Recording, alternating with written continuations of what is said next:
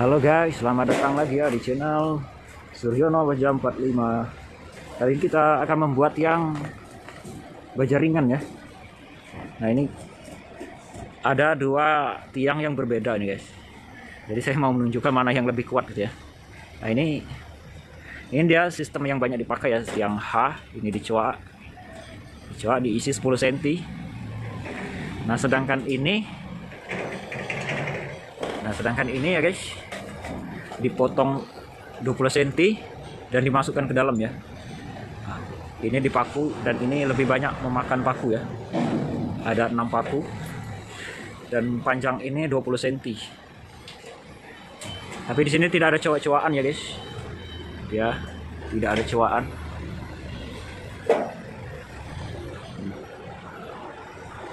Dan yang ini dia memakai 2 paku di sini dicoak.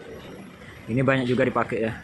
Semuanya kuat guys. Cuman kalau mau dibandingin ya mungkin yang ini ya, karena baja ringan kalau udah dicoak seperti ini, guys, ini kekuatannya ini udah tinggal 90% nih guys. Karena ini si di dalamnya itu udah melipat ke atas ya. Tapi kuat juga kok. Nggak jadi masalah sih. Dan untuk yang lebih kuatnya ya, mungkin yang ini lebih kuat ya.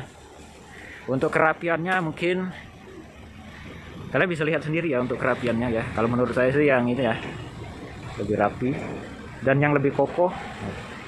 Oke itu ya. Tapi semuanya kuat, nggak jadi masalah guys. Itu cuma perbedaan sedikit aja dua tiang.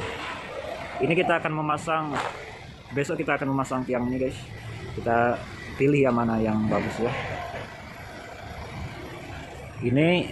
Ini kuda-kuda, besok kita akan menaikkan kuda-kuda ini. Ini panjangnya sekitar 17 meter guys. Ini ram depan. Kita buat silang-silang. Ini 58 cm ya. Ini panjangnya sampai ke sana.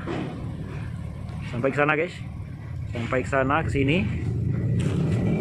Itu 18 ya. Ini untuk ram depan. Ini untuk ram tengah ini udah kita ukur ya. Udah kasih mal. Ini malnya juga lurus ya, kita harus pakai waterpass ya. Malnya harus pakai waterpass agar lurus.